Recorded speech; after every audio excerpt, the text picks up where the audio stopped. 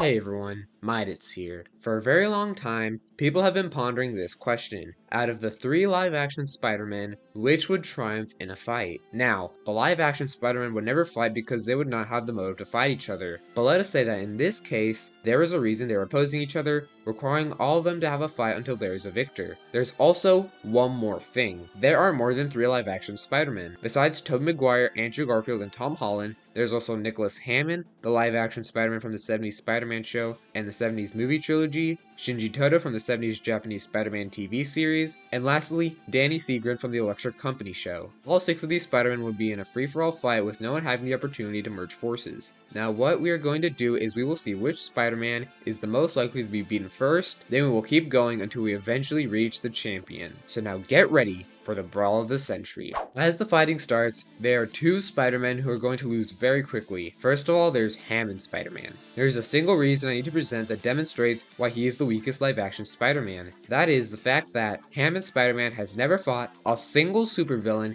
in his entire career. He has fought villains, but not even one villain he has faced has any special abilities. Every single other Spider-Man here has faced supervillains and bested them. If Hammond went into battle against the other spiders, he would be screwed. After Hammond, the next Spider-Man to go down would likely be Seagren, the Electric Company Spider-Man. The reason is that while he has fought supervillains, none are powerful. Every villain on the Electric Company show was made just for the show, meaning that Spider-Man that show never really faced a threat, especially since all of his segments in the series were only about 3 minutes long. Electric Company Spider-Man, similarly to Hammond, would most likely not stand a chance compared to the other Spider-Men. The next Spider-Men are going down a lot later in the contest and will not be swiftly defeated as the first two Spiders would be for a precise reason. Tobey Maguire, Andrew Garfield, and Tom Holland are equivalent concerning strength.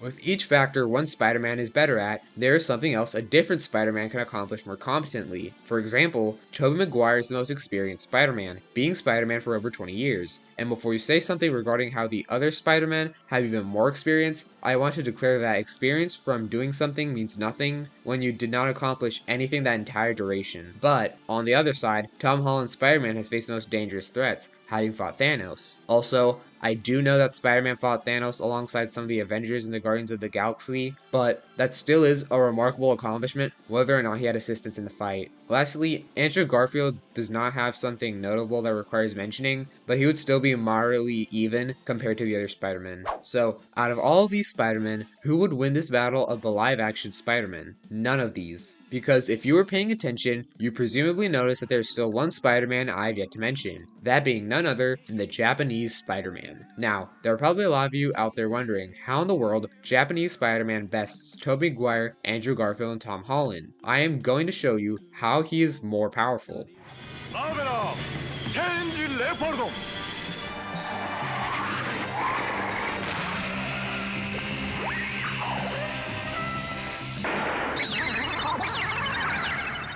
Yeah, I do not think there's anything the other spiders can do against a giant 60-meter tall robot that, for your information, can travel at a speed of Mach 15 in its Marveler mode. That is not all though. Toto's Spider-Man also owns the Spider Machine GP7, a flying car with machine guns and missile launchers attached to it. Another thing to note is that this Spider-Man does not have a no-kill rule. He is not holding his punches like the others and will murder each of the spiders in cold blood with ease and without losing a second of sleep at night. If that was not enough to convince you, let me tell you about Japanese Spider-Man's most powerful move, Sword Vigor. Sword Vigor defeated all the opponents which Japanese Spider-Man faced in the show in only one hit. The only time Leopardon lost was in the Spider-Verse comics when facing one of the Inheritors. That is because the Inheritors' jobs are to fight and defeat Spider People, so Leopardon losing makes complete sense. And even after that, Japanese Spider-Man kept on going. There is nothing that has been able to take him down. I doubt his other opponents here would be able to. I guess. That is why he is known as the Invincible Man. Well, that is going to be the conclusion of this video. I hope you all enjoyed it. If you did, hit the like button since it helps me out a tremendous deal. If this was a video you really enjoyed, subscribe and you'll catch it when my future videos are released. Also, if this video performs well, I'll create a similar video to this, but instead with the animated Spider-Man. That is it for now, and I'll see you all in the next one.